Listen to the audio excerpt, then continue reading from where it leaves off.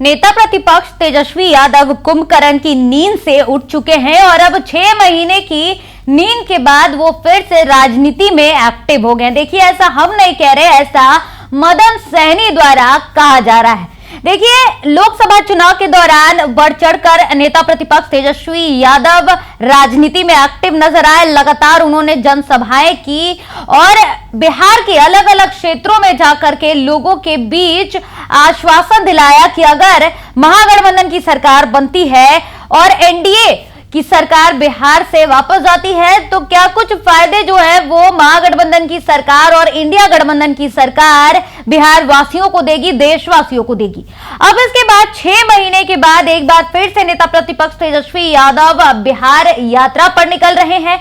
ऐसे में अब विपक्ष उनके इस यात्रा को लेकर कटाक्ष कर रहा है। मदन सहनी का बड़ा बयान सामने आया। मदन सहनी ने कहा कि नेता प्रतिपक्ष तेजस्वी यादव कुंभकर्ण की नींद सो चुके हैं और अब 6 महीने के बाद उन्हें राजनीति की याद आई है और अब वो फिर से राजनीति में एक्टिव हो गए। साथ ही मुकेश सहनी के एनडीए गठबंधन में जाने को लेकर भी मदन सहनी का बयान सामने आया है। वहीं बिहार में बढ़ते लगातार आपराधिक मामलों पर भी उन्होंने जिस प्रकार से विपक्ष हमलावर हो रही है उस पर भी जवाब दिया है। और लगातार बीजेपी की अगर बात कर ले तो कई ऐसे बड़े चेहरे हैं जो बीजेपी में शामिल हो रहे हैं। ऐसे में आज चाचा पशुपति पारस को भी एक झटका लगा। उनके पार्टी के आरा से विधायक रह चुके एक बाहुबली नेता ने बीजेपी का दामन थाम लिया है, एनडीए गठबंधन के साथ अपना समर्थन दे दिया है और ऐसे में अब लगातार बयानबाजियों का दौर तेज है। तो इस पूरे मामले पर मदन सहनी का भी बयान सामने आया है। नेता प्रतिपक्ष तेजस्वी यादव पर भी कटाक्ष किया उन्होंने कहा कि तेजस्वी यादव कुंभकर्ण की नींद सोकर जाग गए हैं और अब वो एक बार फिर से राजनीति में एक्टिव हो गए। और क्या कुछ कहते नजर आए हैं मदन सहनी तमाम मुद्दों पर आज प्रेस कॉन्फ्रेंस के दौरान पत्रकारों से, हम आपको उस पूरे वीडियो के साथ छोड़े जा रहे हैं। इस संबंध में अब ये तो जानेंगे पशुपति जी और देने वाले लेने वाले, इसमें हम लोग बीच में अनिल पांडे को वहाँ से उनके उम्मीदवार थे, वो आज बीजेपी में शामिल। अच्छा, वो जाने और वो लोग जाने, उस पर तय करेगा पार्टी, हमको जानकारी। मंत्री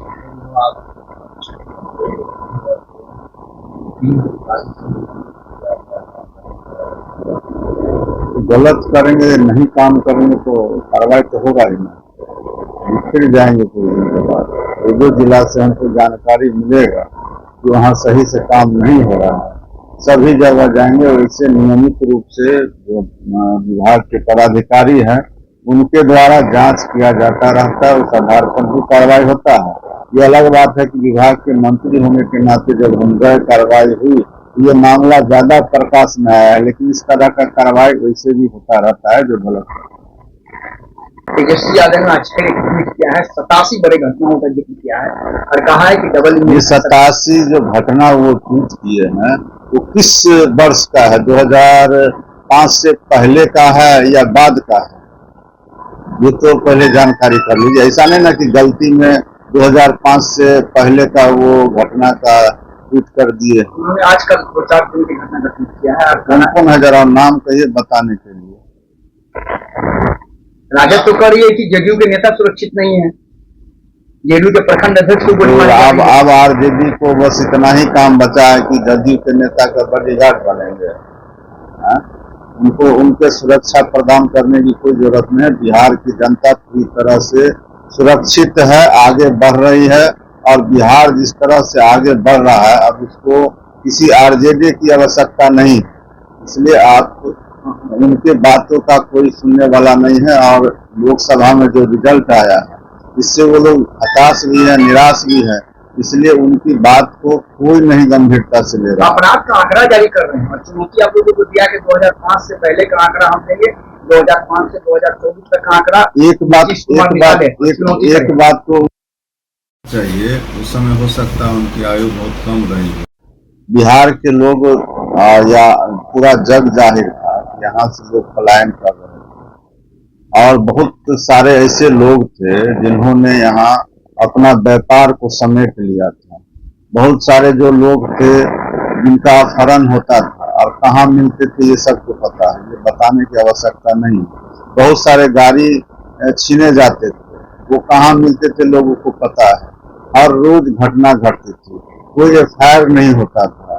किसी का जान माल का यहाँ सुरक्षा नहीं था। पटना में लोग स्टेशन उतरते थे शाम के बाद तो कहीं गंतव्य जाना नहीं चाह रहे थे। ये सब दिन वो लोग भूल गए हैं और बिहार की जनता नहीं भूली है, इसलिए अच्छी तरह याद है।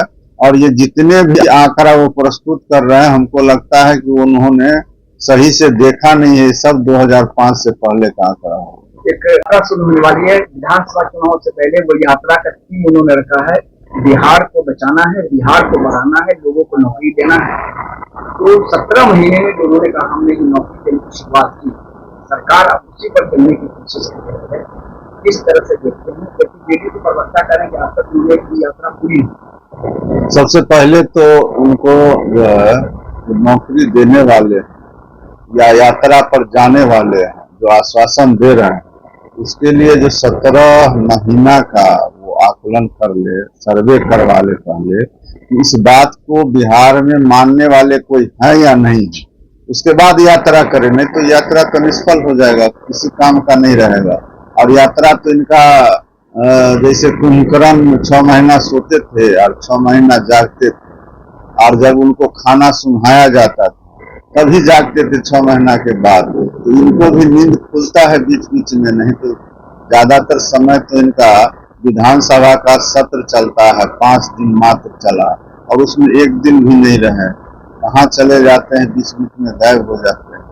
पहले तो उसका हिसाब किताब देना चाहिए ना कि प्रतिपक्ष का नेता इतना बड़ा जिम्मेवारी है, मुख्यमंत्री के बाद तो उन्हीं का स्थान है विपक्ष के नेता के तौर पर।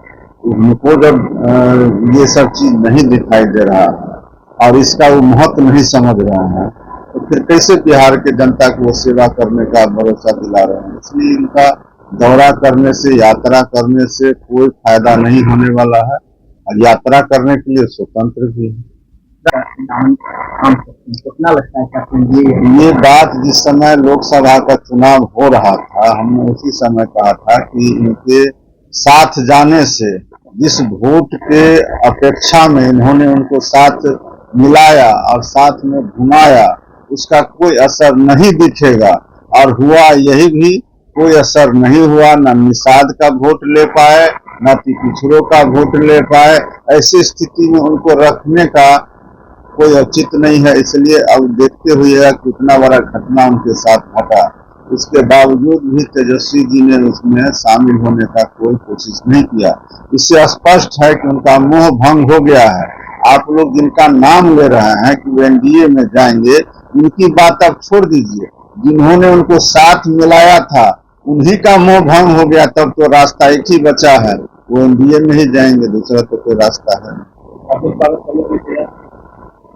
अब आप स्वागत करने और नहीं करने का सवाल कहाँ उठता है? आएंगे तो हम रोक देंगे। हम तो पहले ही कह दिए थे कि वहाँ टिकने वाले नहीं। करारी सीट